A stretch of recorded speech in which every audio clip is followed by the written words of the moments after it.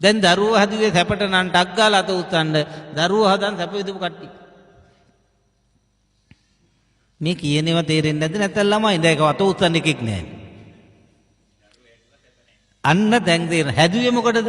නැත්තම් එන කම්මැලි මූසලයි පාළුයි අනේ ඉන්න එක කොච්චර වාසනාවක්. දැන් හදාගෙන සැපෙන්ද? දැන් සැපද කියලා තමයි මටත් අහන්න වෙන්නේ. හරි මම මේකට නම් අනිවාර්යෙන් උත්තරයක් දෙන්න. ගෙදෙද්දි ඔබ වැඩිපුර කියලා තියෙන්නේ මේ ළමයින්ගේ නිවනක් තියනවා කියලාද නිවනක් නැහැ කියලා. දැන් පේනවද කතන්දරේ? මේ ළමයි කියන්නේ නැහැනේ කේන්ති ගියම් මුංගෙන් මේ අක්කු මේ කාලා කන්නේ. අර ළමයි මාදී යවල අම්මා කියපු එක හරියටම කිව්වනේ. මුංගෙන් කිසිම නිවනක් නිවා ගන්න ගියාට දැන් නිවිලද පත්තු වෙලාද? දැන් පේනවද ප්‍රශ්නයක්?